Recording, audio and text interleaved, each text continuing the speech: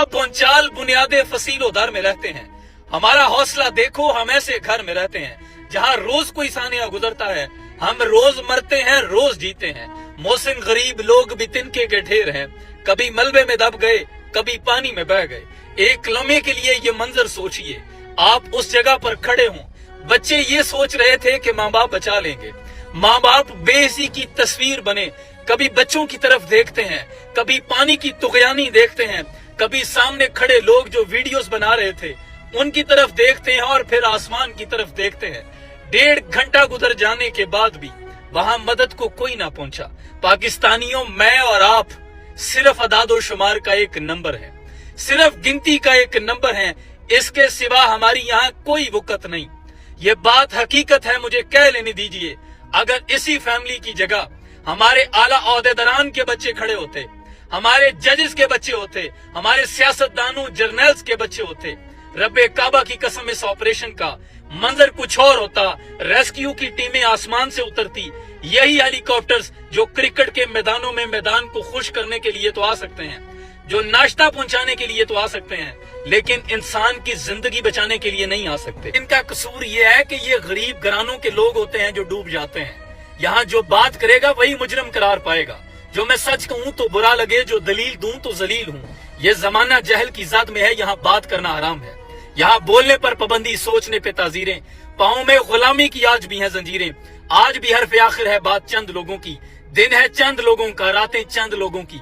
उठ के दर्दमंदों के सुबह शाम बदलो भी, जिसमें तुम नहीं शामिल वो निजाम बदलो भी। आखिर कब तक ये मौजू डिस्कस करते रहेंगे कि आखिर गलती किसकी थी? मैं मानता हूँ अगर सयाहों की गलती थी तो अपने अंजाम को पहुंच गए, लेकिन पीछे रहने वाली इंतजामिया की परफॉर्मेंस पर सवालिया निशान। और उनके खिलाफ कार्रवाई कौन करेगा? महकमे मौसमियात के खिलाफ कार्रवाई कौन करेगा?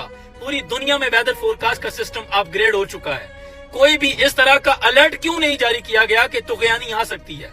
यहाँ रेस्क्यू की टीमें जो कि 15 मिनट बाद ऑपरेशन करती हैं और लाशें निकाल लेती हैं, घंटों फंसे रहने के बाद भी जिंदों को क्यों नहीं निकाल सकती? क्यों हमारी हुकूमत ने 80 साल गुजर जाने के बावजूद भी ऐसे सियाती मकामात के लिए हेलीकॉप्टर्स नहीं प्रोवाइड किए? क्यों? इनसे सवाल कौन करेगा? पाकिस्तानियों, मैं और आप इनको सिर्फ उस कुर्सी पर बैठ जाने के बाद कीड़े मकोड़े नजर आते हैं। आपका किसी भी पार्टी से कोई ताल्लुक हो, ये सियासी वबस्तगियां छोड़ दें। जब ये इख्तिदार में आते हैं तो फिर ये सब कुछ भूल जाते हैं। मैं जब बैरून मुल्क सफर करता हूँ तो वहां से वीडियोस अपलोड करता हूँ तो अपने ही लोग मुझे कहते हैं कि यार पाकिस्तान की खूबसूरती से कई गुना ज्यादा है। मैं कहता हूँ मेरा पाकिस्तान सूरह रहमान है, अल्लाह ने हर नेमत से नवाजा है, लेकिन मकामी अफसोस ये है कि वहां पर जानवरों के लिए भी सिक्योरिटी मौजूद है। सिक्योरिटी टीमें हाई अलर्ट्स होती हैं, जाने से पहले आपको अपडेट कर दिया जाता है कि वहां ये सिचुएशन आपके साथ हो सकती है, और रेस्क्यू के लिए हेलीकॉप्टर्स हाई अलर्ट रहते हैं। यहाँ पर पूरी दुनिया से सयाह क्यों नहीं आते? सिर्फ यही वजह है कि हिफाजती इकदामात नहीं है। इन होटल मालिकान से कौन सवाल करेगा कि ऐसे मकामात पर होटल्स क्यों कायम किए जाते हैं जो खुदकुशी करने के मुतरादिफ हैं? वो टूरिज्म कंपनियां जो बगैर हिफाजती इकदामात के या लोगों को गाइड किए बगैर ऐसे मकामात पर ले जाती हैं, उनसे कौन सवाल करेगा? क्यों इनको रेगुलेट नहीं किया जाता? पाकिस्तानियों, ये कुछ सवाल हैं जो हमारे करने के हैं। अगर आप उस बाप की जगह होते, अगर उस माँ